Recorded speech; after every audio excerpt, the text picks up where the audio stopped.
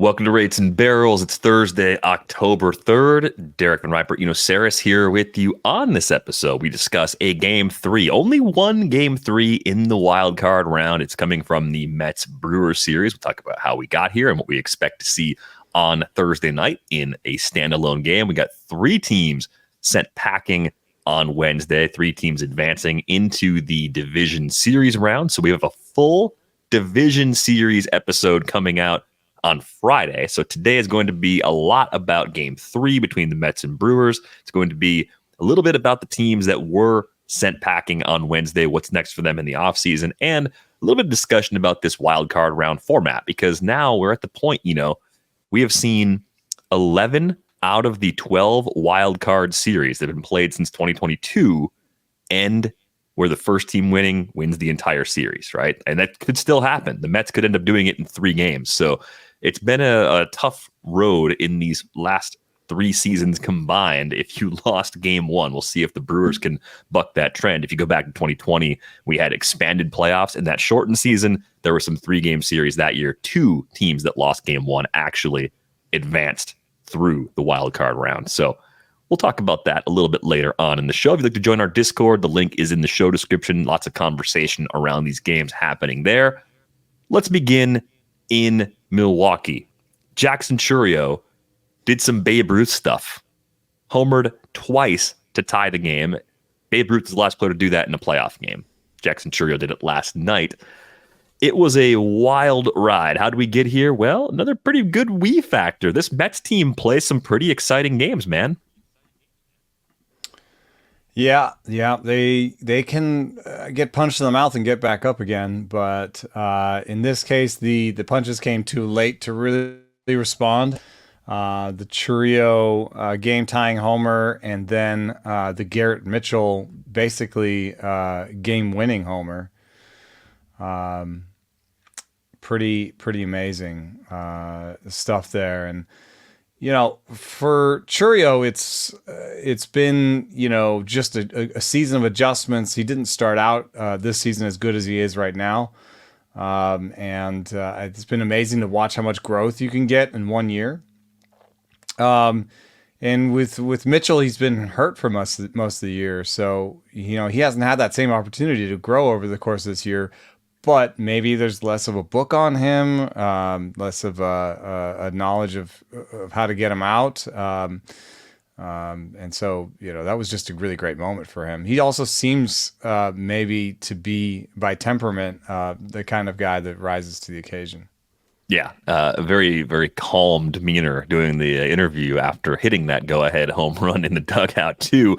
Now, the amazing thing that I saw that I didn't realize was even a thing until ESPN put it up on the broadcast, the Brewers had a 42-year streak of losing any playoff game in which they trailed entering the 7th inning. That went all the way back to the 1982 World Series when they played the Cardinals. They erased a 4-run deficit late to win that game. They didn't win that series, of course. So there's all of that.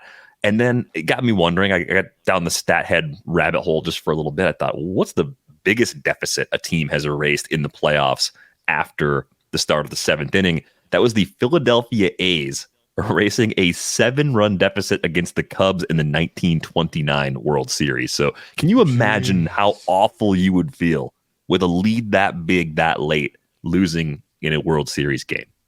Yeah, I can't imagine that at all. In this one, it was, I think it was born a little bit of just, tired bullpen. I don't know. Maya pitched well. Montas pitched pretty well. Then the Brewers went to kind of a Wholestaff to get the last, 5+ innings. Mm-hmm. And maybe just, a little bit less usage on their part, put them in a position to succeed. Yeah, it was a wild one, though, for sure. And another one of those games where the Mets were stringing together a lot of singles. It's a frustrating thing to watch if you have a rooting interest in a game when it's working against you. It got me wondering, though, kind of because you said something about this with the Tigers' approach against Framber Valdez in game one of that Tigers-Astros series, is at what point does a team come in with an approach that's different based either on the opposing starting pitcher or even on the way that a team aligns its defense. Because when I was watching this game, Doug Glanville mentioned Starling Marte went kind of opposite side to the infield. A lot of the Mets righties have been slapping the ball through the right side of the infield. You and I were looking at some of the things that the Brewers like to do, positionally speaking.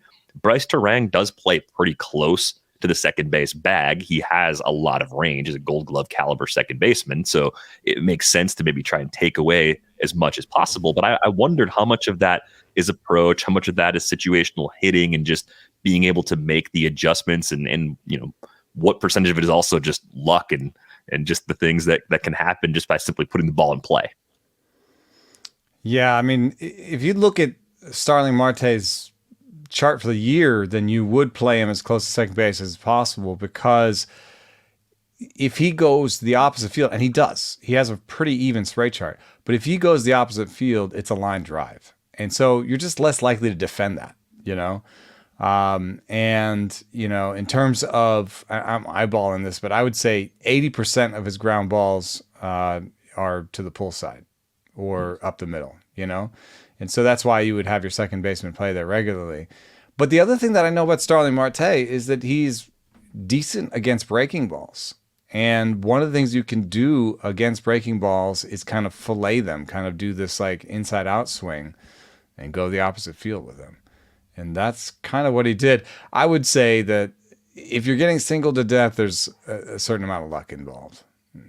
Yeah, there has to be, right? Because later in the show, but yeah. Yeah, like the directional hitting, like broadly speaking, yes, doable. Like you can pull, you can try to hit it back up the middle, you can try to go the opposite way, but with precision, that's right. The part where you don't have that much control. From a modeling standpoint, the single is the hardest single event, the hardest, individual event to predict in baseball, because you're talking about things like, what is the infield dirt like? Is it soft? Did they water it well? Are you in Arizona? Was it Arizona with the roof open and the roof closed? I mean, these things all matter for a single, whereas doubles and homers, yes, there are park effects, but not as many. It doesn't matter as much on a double or a homer where the person's standing that's defending it. A lot of times that, you hit that ball 110, like that guy's not going to get a chance to get at it, and if you hit the ball 400 feet, like, okay, that's easy to model because that's probably a homer. So singles are, they're hit 60, 70, 80 feet and they can bounce in all sorts of directions, and maybe Terang takes a couple steps over to the other side next time those guys are up and maybe he gets them, or then maybe they pull it past where he used to be. Right. They go up the middle and just goes over the bag and get the hit that way. That's right where he used to be. Yeah. So that's why you play the percentages and you have Terang up the middle. So the matchup for Game 3, Jose Quintana going for the Mets, Tobias Myers getting the start for the Brewers. In any elimination game for pretty much any team, you expect a relatively quick hook. I think with both of these starters, you would even nudge that up to an above average threshold for how quickly they might exit the game if they find trouble, because there's no tomorrow for whichever team loses this game. Now, as far as a game plan goes, the Brewers have seen a lot of Jose Quintana over the years at various stages of his career. I think Tobias Myers is the bigger wild card for me in a situation like this, because I think even the loftiest of expectations anyone would have had for him internally have been exceeded this year. I mean, entering spring training, he was buried in the depth chart. He's going to have a really kind of key role for this division-winning team. And you look at how he does it, and it's very much like a kitchen sink, multiple fastballs kind of thing. It's not necessarily overpowering stuff. How do you think Myers is going to try and utilize this arsenal against this Mets lineup? There's a pretty cool tweet out there by Stephen Brown. I forget his handle, but he's talking about decision points in the baseball perspective stuff model, and the fact that batters have a really hard time distinguishing between the four seam, the cutter, and the slider from Tobias Myers. And it's interesting because, his fastball has about 3 inches more ride than usual. And his cutter has 5 inches more ride than the average cutter. And then the slider has less drop than the average cutter. And so to some extent you could say, oh, these pitches aren't very well, separated. Sometimes that works in your favor. The pitchers are closer together in terms of movement, then maybe they come out very similar, and then it's hard to differentiate. And for what it's worth, Jose Quintana is also throwing the most sinkers of his career, and has become a 2 fastball guy. So both these guys are going to. It's to some extent you're living on the margins because somebody could see the velo and guess incorrectly, but still get a squibber. It probably doesn't lead to as many misses as it leads to like soft contact. You know what I mean? Like if you guess 4-seam and got cutter, you're maybe not missing it completely, but you're not hitting it hard. But in the postseason, it could lead to a bunch of singles in a row. So that's part of why Tobias Myers and Jose Quintana have below average strikeout rates, but this year have had decent years. Part of it is, you can point to old school analysis and say, oh, Quintana has a low batting average on balls in play, and he's been lucky there. And, Quintana has a 19% strikeout rate, and Tobias Myers has a 22%. They're both striking out guys below average rates. It's not going to continue.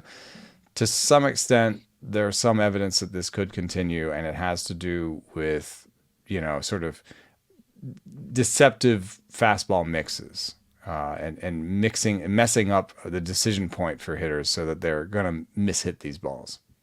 Yeah, I'm really interested to see just how much the Mets are, at least the first time through the order, if they're fooled at all by the Tobias Myers arsenal, because they have not seen him during the regular season. He didn't join the rotation early enough for them to see him in the first series of the year. So I also wonder, too, like, if they sit fastball, are we going to see a different version of the Mets where the long ball becomes a much bigger part of how they put runs on the board on Thursday night? I think that's sort of the fear in the back of my mind, right? Because Tobias Myers does give up a lot of homers on that 4-seamer in particular, 13 homers allowed. He throws that pitch about 40% of the time. It doesn't have premium velocity.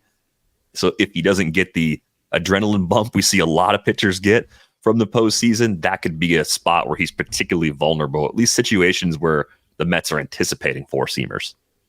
Yeah, and we may see him really cut it. One thing we've seen so far in the postseason, Lance Brozdowski has a tweet today where postseason 4-seam usage, which is separate from the regular season, the regular season 4-seam usage is even higher than it is in postseason, but it's been, around 33 to 35% the last 2 years. This year, postseason 4-seam percentage is down 25%, so down 10 percentage points from last year in the postseason. And a big part of that is sinker uptick, but also a slider uptick. So, you could see Myers feature the slider more. And he does throw a curveball 4% of the time. If he features the slider more, he's got to play off of that, right? So he could go, cutter, slider, curve and kind of surprise him a little bit. In AAA, Tobias Myers was throwing the curveball 12% of the time, almost 3 times more than he's been throwing in the major leagues. So he's fairly comfortable with that curveball, and that could be a wrinkle he throws into the mix. I just want to shout out to Myers for sticking with it, man. He was drafted in the 6th round in 2016 by the Baltimore Orioles. Ended up with the Rays for most of his eligibility, and then near the end, when he's being DFA'd off rosters and stuff, it goes Tampa, Chicago White Sox in 2022, Cleveland in 2022, the Giants in 2022. Till the Brewers claim him, and they don't even claim him and put him in the major leagues. They claim him, put him in Double-A for 2023, and he starts this year in Triple-A, 18 innings before he gets his first taste of the big leagues. So that's what you call stick-to-itiveness.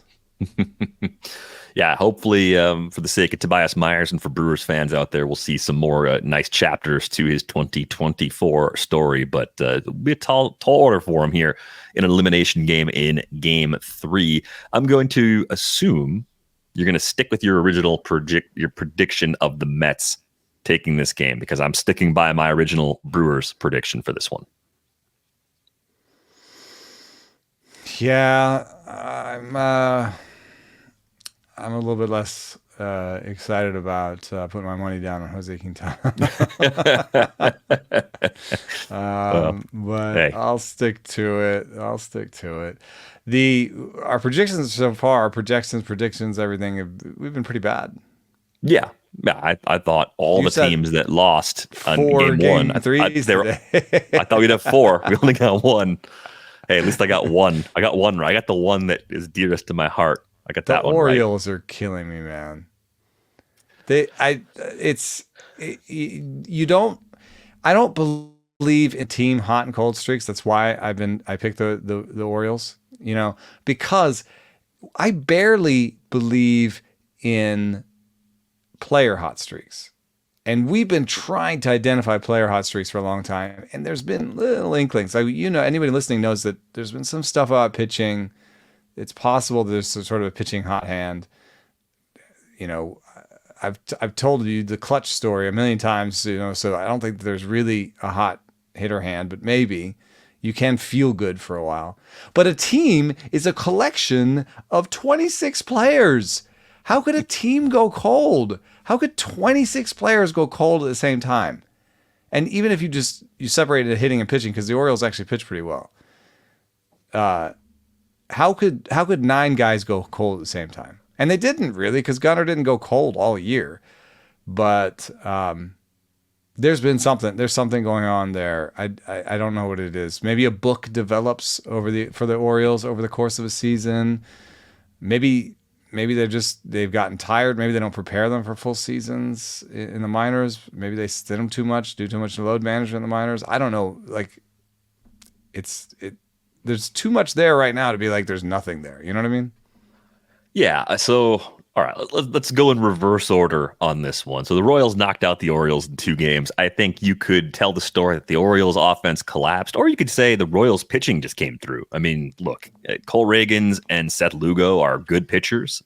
Yeah. They both had very good seasons, and they are certainly good enough to go out and beat any lineup in baseball, regardless of form. Like, that's the quality pitcher that they bring to the table every time they take the ball. So I don't know, like, it on the micro level, everything gets kind of expanded and it was, what's wrong with the Orioles? Yeah.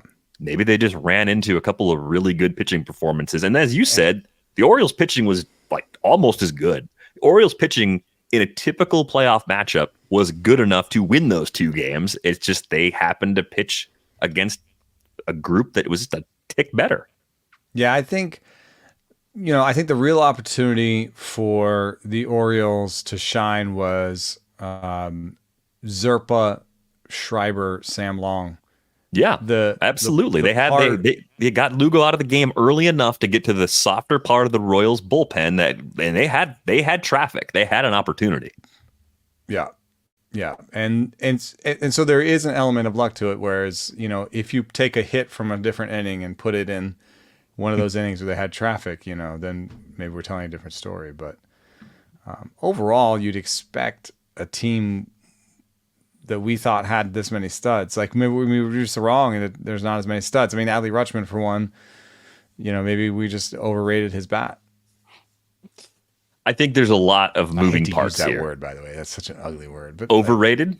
Yeah, I mean, I'm not saying that he's necessarily overrated because he's still a really good catcher and like an important piece to the puzzle overall.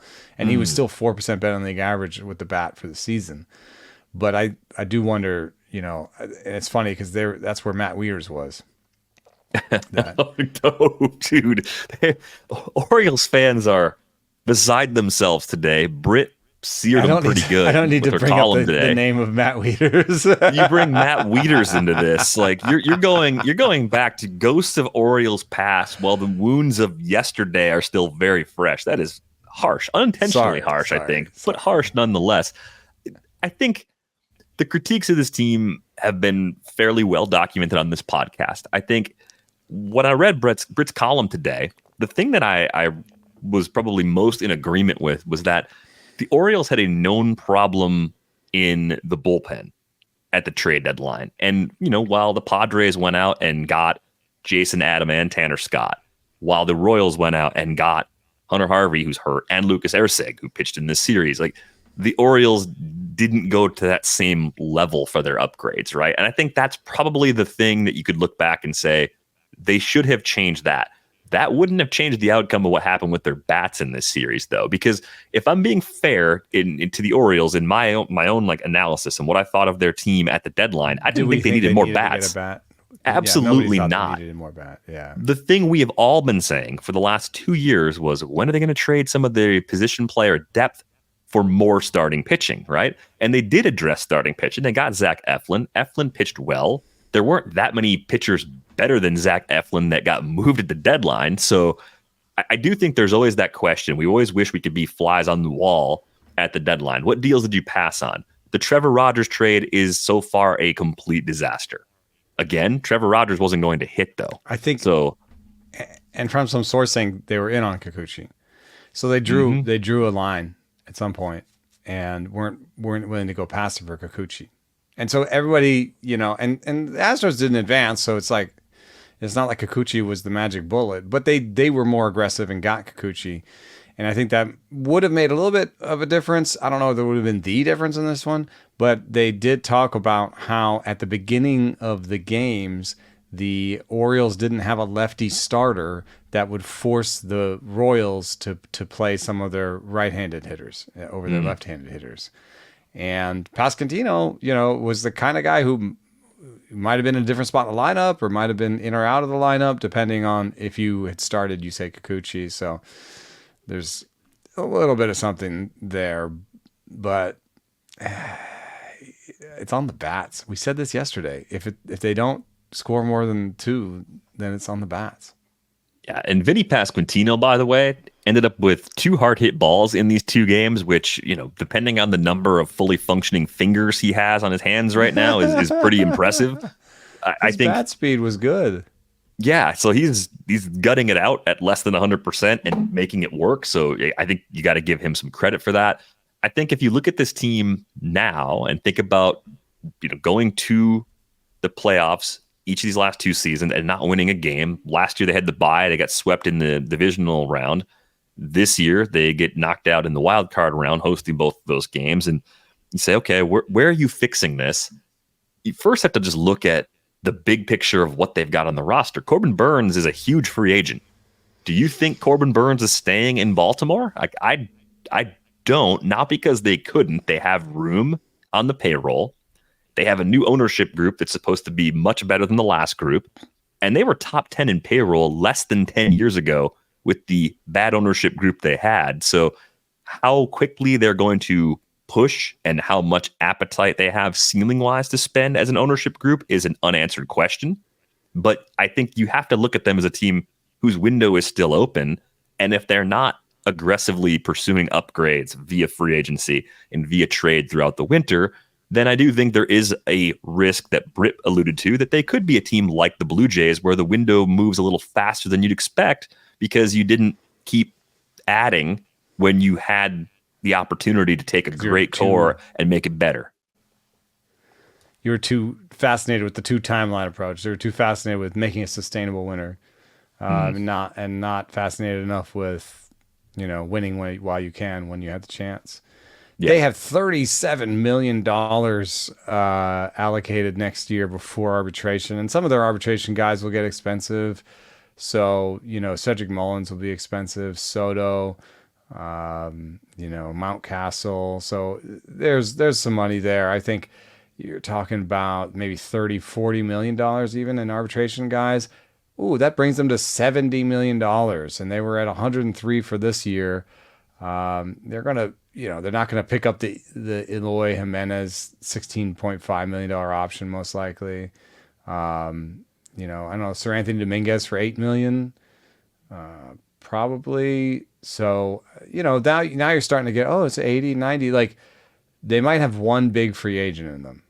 Mm-hmm. Just given historical trends. And they've spent more than they spent this year in the past. Yeah, I don't know. I don't think they should go to bat next year without a high-end starting pitcher, though. Like, this team will have a hole in it if they don't do something there.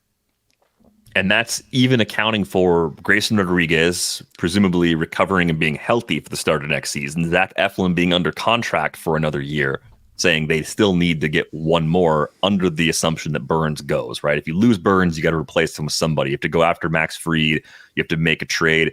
Is it trading one of your younger position players who's either played in the big leagues or not? Like someone in that group, it could go down as low as probably Samuel Basallo as far as like your very high impact players you can move and get something really good back for, up to players we've seen in the big leagues. I mean, if Santander leaves in free agency, which seems likely because of the depth they have, Heston Kjerstad becomes more important unless you trade him.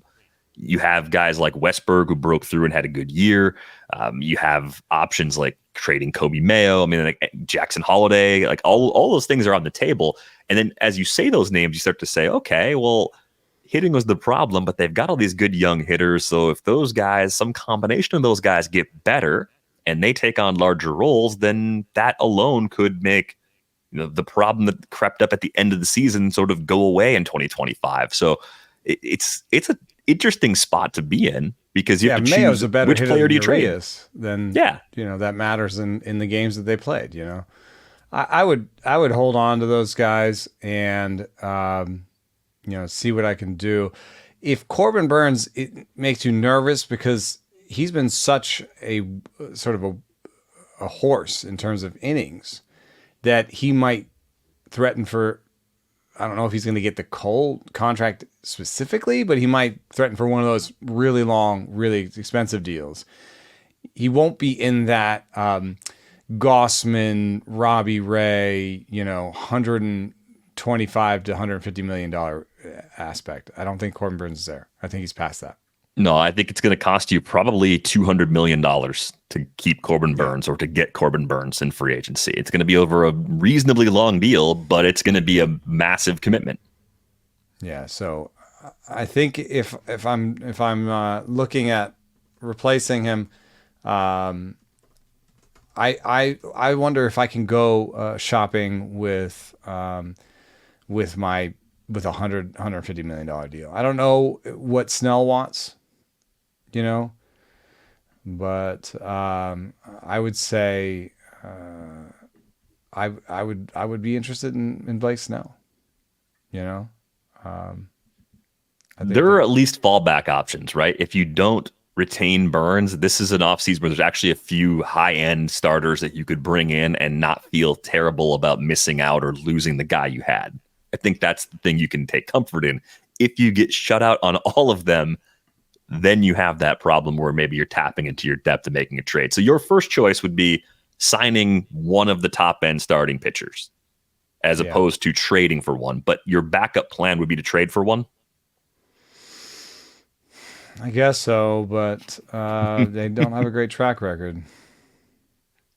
Yeah, well, there's always a chance to turn it all around. The next trade is the opportunity to become better in that facet. The Rogers trade in particular is going to. Here we go. Jack Flaherty, Shane Bieber. Now that's an interesting one. Shane Bieber, give him a 2-year deal, so he can get back on the market. Maybe. I like that one. Luis Severino. You say Kikuchi. Get a left-hander. Power left-hander. He's not going to cost that much more than $100 million. He's 33. I kind of like the Kikuchi one. All right. So you've got a few options. You got a few paths. Felix Bautista comes back. That gives you a big lift at the back end of the bullpen as long as everything goes smoothly with the final stages of his recovery from Tommy John. So I don't think it's all falling apart on the Orioles, but I do think they have a few critical decisions they have to get right as they try and keep things rolling in 2025 and beyond. We will talk more about the Royals and their matchup with the Yankees and what they accomplished just getting into that series on the episode on Friday, by the way. We should spend a little time on the Tigers. They did it. They completed the 2-game sweep of the Astros, and they did it with the Johnny Wholestaff approach. It was Tyler Holton for 1. It was Brendan Hanafy for 1 2/3. Then it was Brant Herter for 1 2/3. Then Bo Brisky, who finished game 1, came in for 1 2/3. Then they went completely to the let's run this like fantasy baseball. They brought in Jackson Jobe, and I loved it. And Jackson Jobe got BABIP'd, and it looked like it didn't work all that well, but Sean Gunther cleaned it up for 1 2/3, and Will Vest got the final 3 outs. I mean, Johnny Wholestaffing it to perfection, really. And that's the thing that we knew they wanted to do. I guess the thing that surprised me about it, and this is something that I want to see over the next series and beyond, can this continue to work without strikeouts? We know that the Tigers might have some things they're doing to induce some weak contact. We talked about the low xWOBA, seeing different relievers that you're not familiar with. That could also present some unique challenges. Like I can see that. In longer series, you're going to see those guys a second or a third time. That's going to change some things too. So I want to see how those dynamics play out. But I've looked back. I've spent a lot of time on StatHead. I warned you about this. I got down the rabbit hole a few times. And maybe this is a stupid stat. Maybe this qualifies for our stupid stat of the day. But I saw that the Tigers are the 5th team in the wild card era. So that goes back to 1995 to win a playoff game while using 7 or more pitchers and having 5 or fewer strikeouts. Because that was the number that I was surprised by. And that was the thing I was worried about as the postseason started. I thought, okay, the relievers get good results. But yeah, because they weren't the only team to win it. Like the bullpen games have become more common. Right. So I would be surprised by, there were only 7 teams that had 7 relievers, but with the 5 strikeout thing, I get, yeah. Yeah, and the last time it happened, producer Brian might remember this, was the Giants. They did it to the Rangers in the World Series in 2010. That wasn't the Javier Lopez. You know who's on that one? That game was game 1 of the World Series. Yeah, so here's your fun trivia. Who pitched in that game for the Giants? Was that a Rob Nenner? No, that's not quite that far back. Here's the thing you got to remember. The thing you got to remember is that in 2010, the rules were a lot different as far as how you could use relievers, right? So they didn't do it the way the Tigers did. Oh, they actually had a pitcher go 5 2/3 in that game. It was game 1. Tim Lincecum started that game. They had like a lefty. They had a lefty specialist that would come in and just get. Oh yeah, they did. Like I said, Javier Lopez. He was on that one, right? You nailed it. Javier Lopez was on there. So it was Lincecum, Santiago Casillas, Sergio Romo, Javier Lopez, Ramon Ramirez, Jeremy Affeldt, and Brian Wilson. And nobody after Casillas got more than 2 outs. That was a aesthetically miserable way to let baseball be played. That, let's be honest, that was brutal. It worked. I mean, but watching it, it's like, back to commercial, dude. I can't take any more political ads or Cologuard ads. I can't see the little box floating across the screen. I can't do it. We have to stop the ads. I need new ads, please. Anything new. There is sort of a direct line from that Giants team to this Tigers team, and just in terms of baseball, the GM for the Tigers coming from San Francisco, and San Francisco even recently being the mix and match, and Scott Bush even saying like we're gonna do a lot of those things here in Detroit and then doing them. So there's a link there, even all the way back to 2010, I guess, but. Yeah, I mean, the Scott Harris Tigers looking like the Farhan Giants of a few years ago, not a big surprise given the similarities. Also think this is the way when you're not spending a lot of money to make your team better in a way that is pretty low risk. You're not asking ownership to throw big piles of money at players. You're just trying to get better on all the margins, and that's the way it's working so far. So, you tip your cap, and this is really impressive. And I think there was a great quote in Cody Stavenhagen's story about Andy Ibanez, who came through with the big bases clearing double that ultimately put the Tigers on top for good in this one. And Ibanez, was asked, could you imagine this moment? And he said, never, never, ever.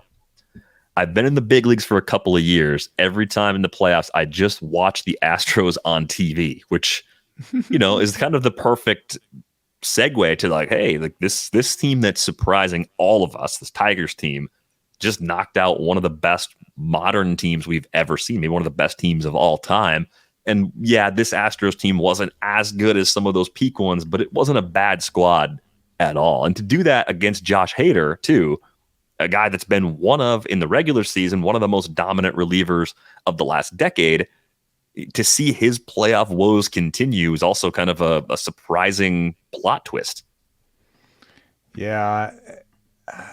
He's one of the, like, there's always somebody that in the postseason that, like even like a Soler winning, the World Series MVP is a little surprising, but there's always that, like, that player that gets hot and the teams becomes like the Jose Iglesias of the Mets, where it's like, he almost becomes a rally monkey for the team, embodies that sort of anything can happen mentality. But, one thing that was interesting about the way that I saw, them using their relievers in this game was it wasn't necessarily like, we'll use this lefty. It was far removed in some ways from the Giants using a lefty to get a lefty out and then bring in, you know what I mean?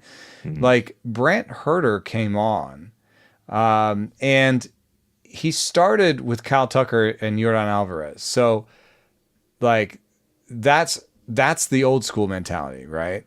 You bring him on to get two lefties. But then he stays in and gets Bregman, Diaz, Pena. Those are three right-handers. And he stays in another thing to get Dubon, McCormick, and Altuve as two right-handers. So he's getting a lot of right-handers out.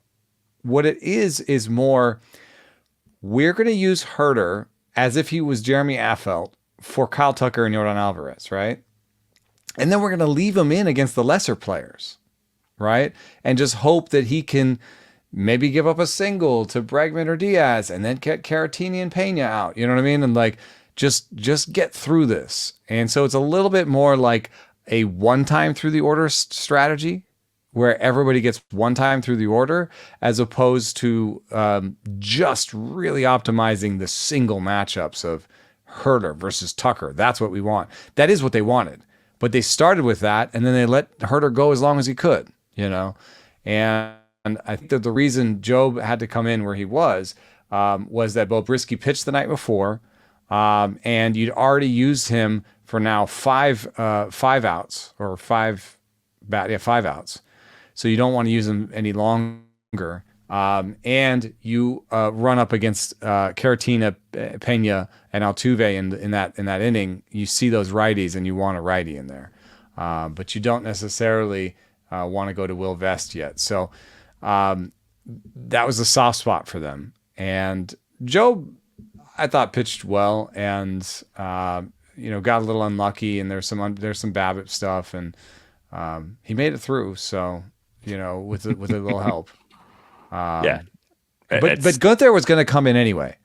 And Gunther was probably going to come in against Tucker, because that's a lefty, and then Yordan Alvarez lefty. So they had those lefties circled, and they had lefties ready to face those lefties, but they made every lefty into a long reliever. So anyway, I think it's related to that old Giants team, but it's a little bit different too.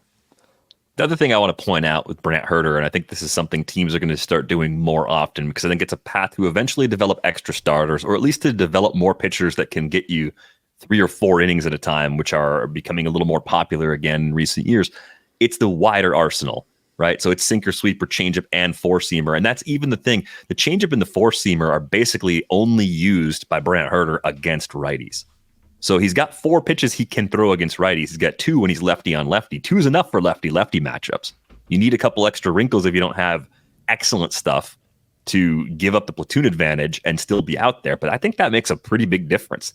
It's like the value of extra pitches in a bullpen role versus as a starting role. Like, I think we have to weight them a little bit differently, because if you're only going through the lineup one time, those pitches maybe don't have to be quite as good when you're using them to steal a strike, or using them in a situation just to keep somebody off balance, right? Like, you can get away with it a little bit more.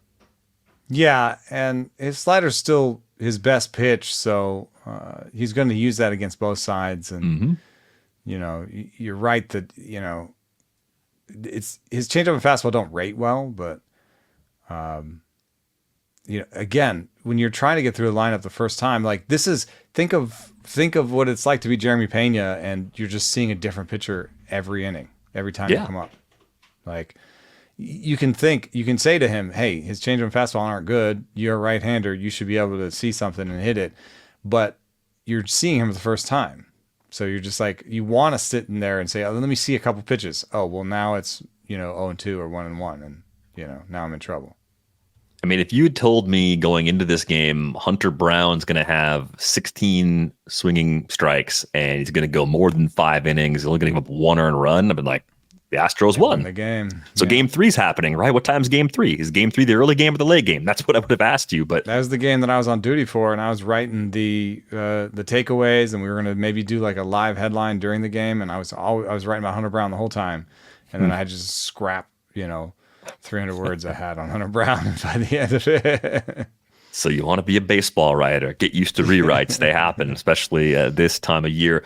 Houston's got a few big questions looming. I think earlier in the year, especially, their slow start made us wonder if they were beginning to enter some sort of decline phase. The way Jim Crane has talked about not wanting to rebuild and his increase in the payroll over time, like you can look at that and kind of believe in it for now. I think the questions start to creep in when you say, okay, well, they got a few major free agents. I mean, Alex Bregman, big salary, but also a guy that's really important to that team, been there for this entire window.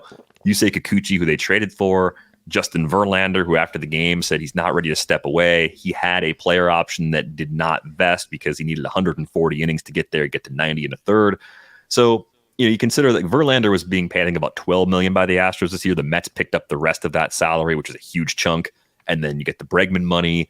You have some flexibility, but you do have a couple of things you have to address with that money. I imagine they continue pushing for more. The hardest thing for me to look at with the Astros right now is the position player group and say, who in the position player group gets better than they are already? Like, do they have young players that are on the roster that we like? Do they have prospects that are close that are going to be impact guys? I don't necessarily think they do on the position player side. I think the biggest thing is that a full healthy season of Kyle Tucker in 2025 is going to be worth a couple extra wins they didn't get for all the time he missed this year. But I do think they have some work to do if they want to hold their position as one of the better teams in the AL. The AL West may be a gift to them for another year. So that could be something that, keeps them afloat and keeps their long window of being in the playoffs open. But I think for them to remain as dangerous as they've been in recent years, they're going to have to figure out a way to either keep Bregman and get one more upgrade in the lineup, or somehow upgrade what they had in the lineup and do that despite losing Bregman. Yeah, they could get in a little trouble, if they extend Bregman. I mean, that's a post speed guy. So then they'll have Altuve, Bregman. They're still paying Lance McCullers and Christian Javier a chunk of change. Between the four of those guys, they'll have 115 million. Mm-hmm. I don't know exactly what Bregman's number is going to look like. They're gonna have like 100 million at least, like lined up.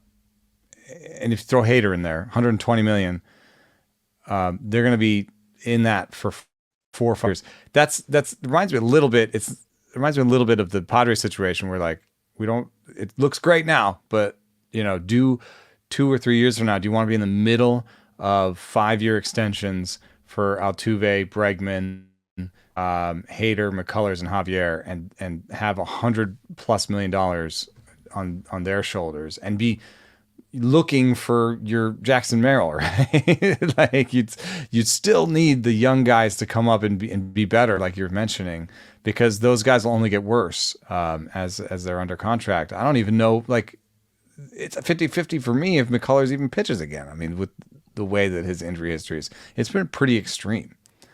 So we might be seeing some decline in Hader too. I mean, that's such a great fastball, but it relies somewhat on deception. Maybe the more people see it, the more they say, hey, you know what? This isn't a sinker. I know about his arm slot. All I got to do is think ride when I'm at the plate, get on top of the ball. That's even what the announcers were saying. Get on top of that ball. If people are just going to get better at hitting Hader, then you've got 4 years of $100 million of players that are only getting worse. And so I think that's going to be part of the conclusion is like, maybe we can't sign Bregman, not necessarily because he won't be good in the next 2 years, but because he's going to want 5 or 6 years. And that doesn't really line up that well with all of our other declining guys. So I wouldn't be surprised if Bregman doesn't come back. And then, if they try to fix that internally, is Dubon like a starting third baseman for them? That's a step back for them offensively, of which maybe a Kyle Tucker, full year of Kyle Tucker could help them. But Kyle Tucker will be in his last year as well. So there's a little bit of a sunset on this Astros team when I look at the payroll and the ages of the players. I mean, naturally, it happens to everybody eventually. You have success for a long time. Players get expensive. Some guys retire. Just all those things happen. You're not getting like top 5 picks to replenish them, and top 5 picks do much better than any other pick in the draft. So well, and that's where scouting and player development, especially position players, I think is more of a question in Houston right now. Can they start to replenish that way, especially being still late in the draft order, relatively speaking? One last thought on Hader. The results overall in the postseason are still better than you'd think. You just have a few key moments that you might remember from Hader being on the mound that didn't go well. And one of those was a really oddly hit ball against the Nats, the Juan Soto ball that got Trent Grisham and ate him up, right? That was a weird sequence. But Hader actually has good results in the postseason overall. Last thing people want to hear the day after something didn't go well. 164 career ERA in the postseason, 33 Ks in 22 innings, a .91 whip. Like, he's just as good in the playoffs as he is in the regular season. The Hader fastball thing too. The pitching coach himself said that like it's pretty important that he keeps it high in the zone. He gives the hitters a chance when he's low in the zone. That pitch that he gave up the double on to Ibanez was center cut, but also a little bit low. I mean, that center cut is low for what Hader wants to do. He wants to live in the top third. So it wasn't a real well-placed one. I think the big flaw with Hader is just command. Yeah. That's all. He didn't want that pitch where he put it, and sometimes then he walks guys and puts pressure on himself. I mean, he did that as well. Yeah. So to clarify my earlier statement, it's that it's surprising that for as dominant as Hader is, we have a few particularly distinct memories of him not coming through in some critical spots, even though he's been very good overall in the aggregate in the postseason. Let's shift the focus over to the Padres. They advance with a 2-game sweep of Atlanta. Money Mike tried to make it interesting, and we were talking a little earlier just about the frustration you can feel when you're rooting for a team, and the bloopers, the balls that find gaps, softly hit balls that find gaps happen, and then something good happens around that. That's exactly what happened in the second inning, right? I mean, the Padres, and this was happening in the first too. Max Fried escaped it in the first, but in the second inning, a couple of squibbers like Purifar and I think even Tatis both get on base before Manny Machado rips a double, and the Padres turn that second inning into a big one. That made a huge difference. And it's just one of those things. It's getting bad at the worst possible time. Like, there's nothing you can do about it. Like, Max Fried's potential final outing with the Braves looks so bad on paper, but when you watch that start, you're like, man, he got hit by a comebacker, had a bunch of dribblers. The Padres were pretty aggressive on the base pass. There were a couple of close plays that were inches away from maybe going the other way and changing those innings. Is that third column is how far it went? The Tatis Jr. and Profar hits went 2 feet and 3 feet respectively. Yep. Yeah, I mean, like minus 56 and minus 42 degree launch angle. Like, what else? Like, what else can you do as a pitcher in those situations? Like, I guess don't allow the contact in the first place, but of the contact you could allow, like it's about as much as you can ask for. One thing that stuck out to me, and I wish I was able to figure this out, finagle this out of Savant, but I wasn't, is I would love to see if home sprint speeds in the playoffs are higher than usual. If there's a sprint speed postseason boost, because there were a few opportunities there where, like Tatis, when he was safe at second, I was like, that was a really close play. Mm-hmm. And he should have been out. Situationally, it looked way like he was out until you looked at it and you go, oh, he's safe. But like Right. Like your instincts watching the play were like, okay, they got the out at second. And you're like, no, he was there. And then you're kind of like, well, why? Like, why was he there? Did he get a great secondary lead? Did he get a jump? Was it a hit and run? Like what? And they did show what did it. we not see? They showed it. He did kind of, he was out there, but I think he just ran fast. Like, if there's an adrenaline boost that impacts pitcher velocity, I would imagine there's an adrenaline boost that impacts your sprint speed. There'd have to be. Yeah, I just wonder if there's also like home away bat speed. Do you get bat speed boosts in the postseason too from the adrenaline? Yeah, that's that bat speed. I might be able to get coax out of Savant for one of our episodes, but sprint speed is weird because it's on the bases, so it's not something that is. Savant is very focused on what happens at the plate in terms of how you do searches. So I think the carryover from this for the Padres, Joe Musgrove left with right elbow tightness, according to Dennis Lin, and that could end up being a pretty big deal given how well he was pitching down the stretch. They have good pitching depth. They've got a great bullpen. It's not like a massive, like if they don't have Musgrove, it's all over, that kind of thing. But that was sort of the one damper on the Padres win, and we'll see what the fallout is from that. Because he's San Diego native. He's through the first no-hitter. They love him in San Diego, and he should be part of this. So hopefully it's something smaller, but it didn't look small. He threw the slowest curveballs of his career, I think, before they took him out of the game. It's not a good sign.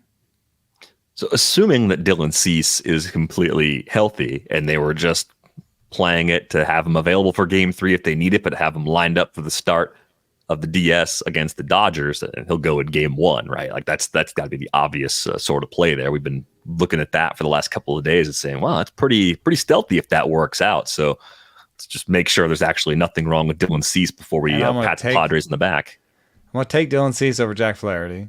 Yeah. I'm going to take maybe Yamamoto over whoever starts game 2, but not a game that's 60-40. It's more like that could be Michael King though, because that'll be regular rest for Michael King. I mean, it's close-ish to 50-50, I would say. Yeah. But maybe Yamamoto by a nose. And then I'm taking the Padres in every other game of the series in terms of starting pitching, even with the loss of Musgrove.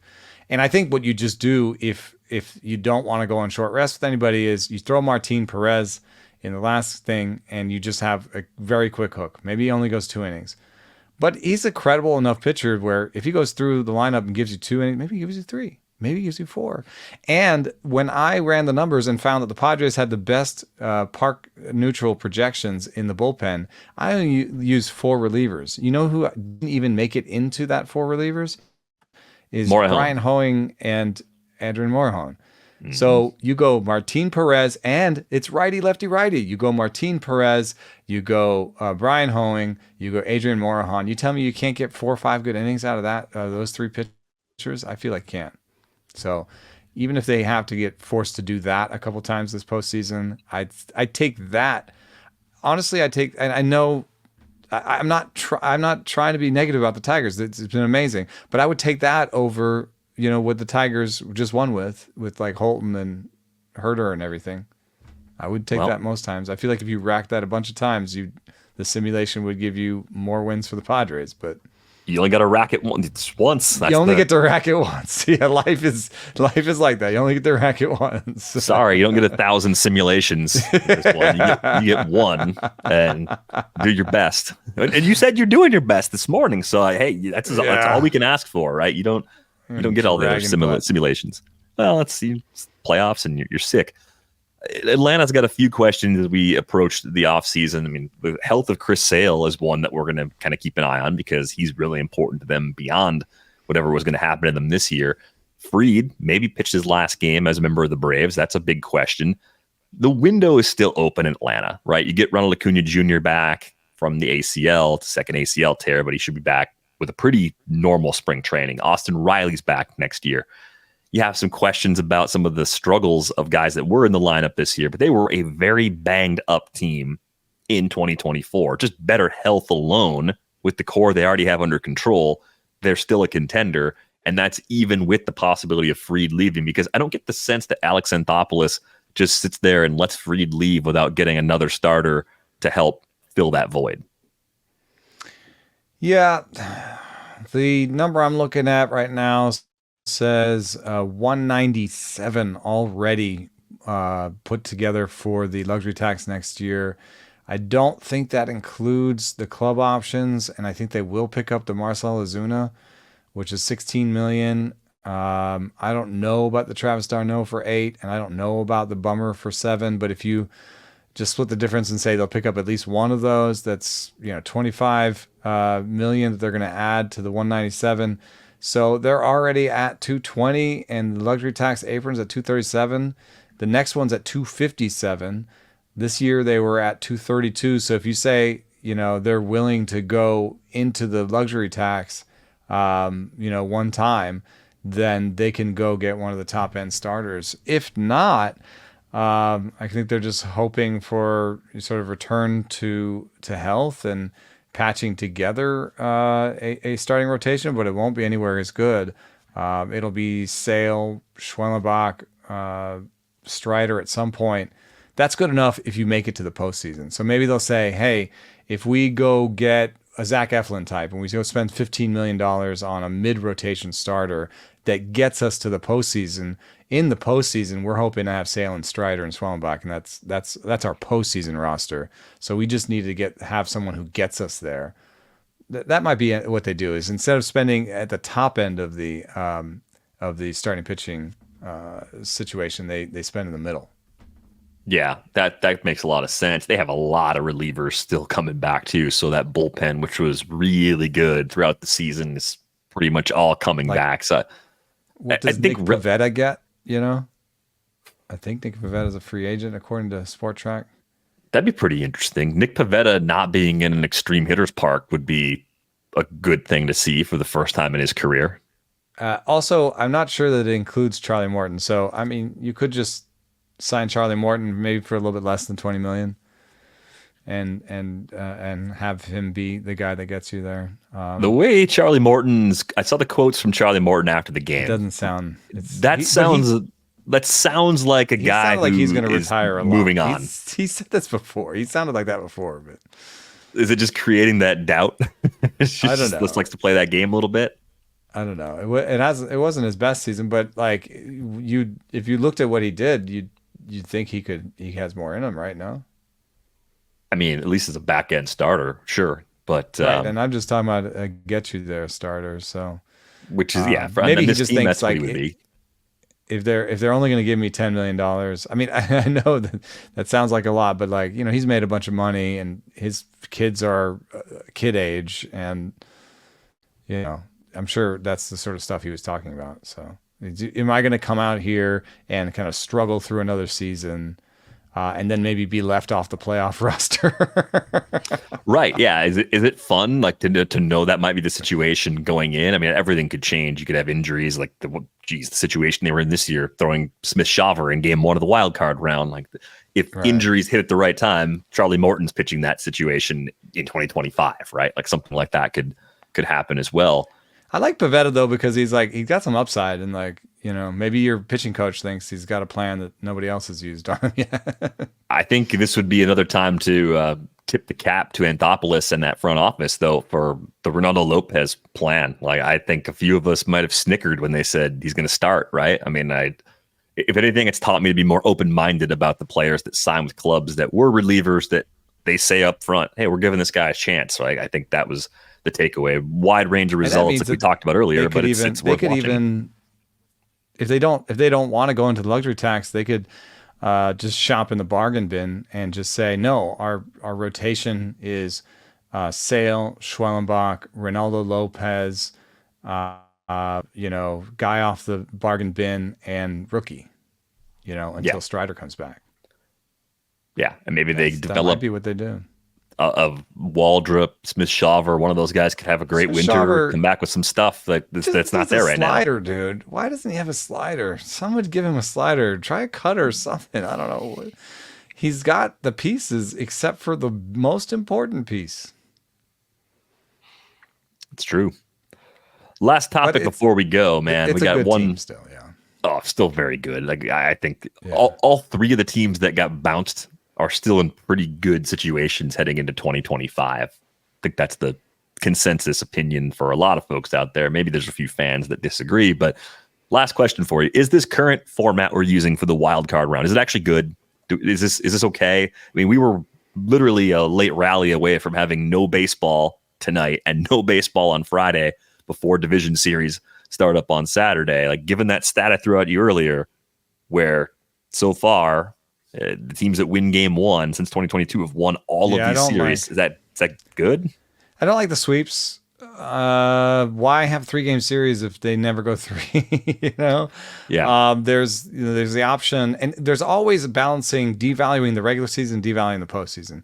Devaluing the postseason is if you make it so long that people stop paying attention. I mean, I like basketball, and I hate the first round of the basketball playoffs because it's like 2 months of playoffs, and the first round is a bad team against a good team. I barely watch it unless it's the Warriors, you know? So, you know, I don't want to make the playoffs so long that they suck that way. But if you do want to value the regular season in terms of giving people advantages. That's why I have bye weeks and stuff like that. I think if maybe I had my druthers, maybe we could make them 5-game series. And I don't want to take games away from the regular season. There's an elephant in the room. Spring training is too long. The players aren't getting paid in spring training. It's so long. The people who cover it have to leave and come back because it's so long. You know, like if we could take 1 week out of spring training, I think we could do some interesting things with the postseason. And if you made it best out of 5, I'm hoping that, you know, some of that stuff matters. It does mean a little bit of more bye time and more rest time. So now you get more belly aching about that. Maybe you can have a real tight schedule. Maybe you can have postseason doubleheaders. I mean, that doubleheader between the Mets and Braves was pretty intense. I think if you added postseason doubleheaders too, it might curtail some of what the Tigers are doing and some of the really Johnny Wholestaff approaches too. So like that could be the wrinkle. There are a few ideas. The other one is the KBO format, where the team with the better record in the regular season has a 1-game edge. So the home team would just win one game. That's not likely to produce more 3-game series, though. Right. I mean, but maybe more that likely gets to produce you more 1-game series. Maybe that gives you the balance, though, where you feel better about the weight of the regular season. You give the wild card team an actual chance, not impossible to go into. Like, maybe that's the sweet spot. So I like that suggestion. But it doesn't help the playoffs that much. No, if that's what people think they need. I've got a poll, Rates and Barrels on Twitter. So far, it's 60-40. Saying yes, the current best of 3 format is good. I think if your team that you're rooting for is not involved, it's actually just very tense in a good way. A lot of drama. I like the 4 games a day. I do. I like that too. So I think it's here to stay for a little longer. I don't know if we can look at these last 3 seasons and say, well, this is just how it's always going to be. I think it could just be kind of a fluky thing that we've seen through these first few seasons of trying this out. But baseball makes changes a lot with stuff like this. We're going to go on our way out the door. A reminder, you get a subscription to The Athletic at theathletic.com/rates and barrels. $2 a month gets you in the door for all the great playoff coverage that we have. Find Eno on Twitter at Eno Sarris. Find me at Derek VanRiper. Find the pod at Rates and Barrels. Thanks to our producer, Brian Smith, for putting this episode together. We're back with you with the Division Series previews on Friday. Thanks for listening.